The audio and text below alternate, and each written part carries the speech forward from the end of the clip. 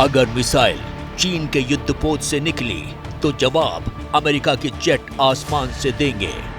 अगर blue battle ground में चीन की विनाशक पनडुब्बी ने कहर ढाया तो इंतकाम एंटी सबमरीन रॉकेट से लिया जाएगा।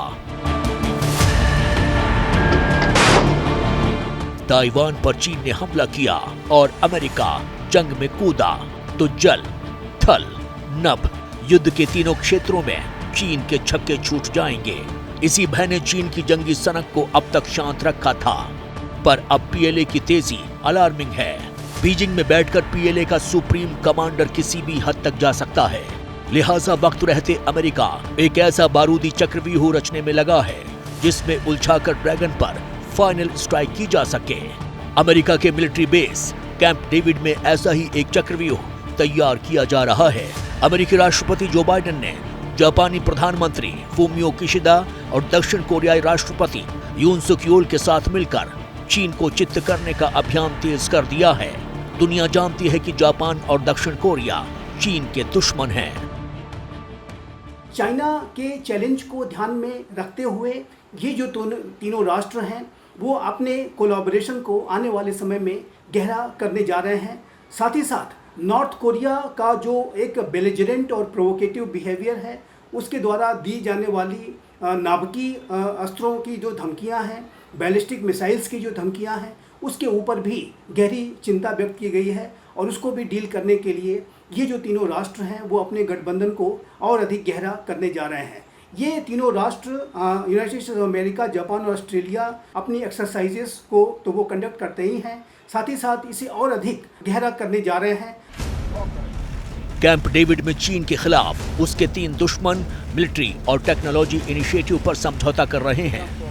शी जिनपिंग को पता है कि ये समझौते क्यों किए जा रहे हैं।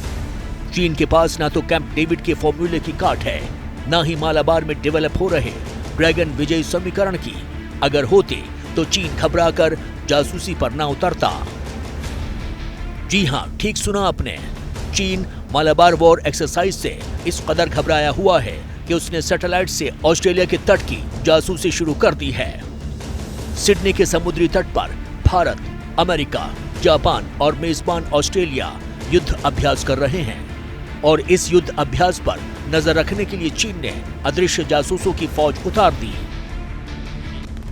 ऑस्ट्रेलियन ब्रॉडकास्टिंग कॉरपोरेशन की ओर से दावा किया गया है कि मालाबार एक्सरसाइज से जुड़ी बारीक से बारीक डिटेल्स हासिल करने के लिए चीन ने कई दर्जन लो ऑर्बिट सैटेलाइट्स को ऑस्ट्रेलिया के ऊपर घुमा दिया है।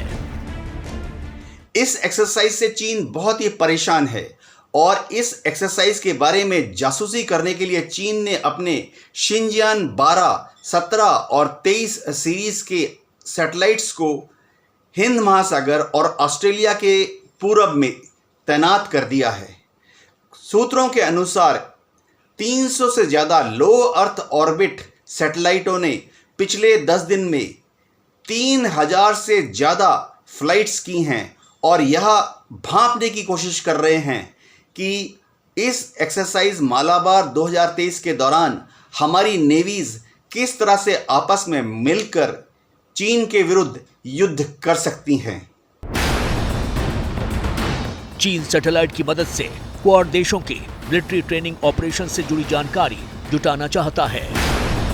कैनबरा की defence company EOS space system के मुताबिक चीन की शियान 12-01, शिजियान -17 और शिजियान -23 की मूवमेंट इक्वेटर के नीचे ट्रेस की गई है। एक्सरसाइज के माध्यम से ये जो चारों विश्व के बड़े लोकतांत्रिक राष्ट्र हैं वो अपनी नौसेनाओं के बीच की इंटर ऑपरेबिलिटी को और अधिक कैसे सशक्त बनाया जाए, मजबूत बनाया जाए, रणनीतिक साझेदारी को कैसे सशक्त और मजबूत बनाया जाए। चाइना जैसे राष्ट्रों के द्वारा जो इंडो पैसिफिक रीजन का रूल्स बेस्ड ऑर्डर है उस पर आने वाले खतरों को डील करने के लिए अपनी नौसेनाओं को कैसे तैयार किया जाए, इसके ऊपर इस पूरी एक्सरसाइज का फोकस रहता है। और चाइना जैसे राष्ट्र यदि इस पर खतरा पैदा करने की कोशिश करेंगे तो जाहिर है कि मालाबार सीरीज की एक्सरसाइज चाइना जैसे राष्ट्रों के लिए एक चेतावनी भी है। मतलब साफ है, ताइवान चीन से घिरा है तो चीन क्वाड की शक्तियों से बेचैन है। जापान और दक्षिण कोरिया में अमेरिका ने वैसे भी बारूदी घेरा बनाकर चीन की बेचैनी बढ़ा दी है। मालाबार एक्सरसाइज ने पीएलए में खौफ और बढ़ा दिया है। ऐसे में ताइवान पर संभावित हमले की गलती चीन को बहुत भारी पड़ सकती है।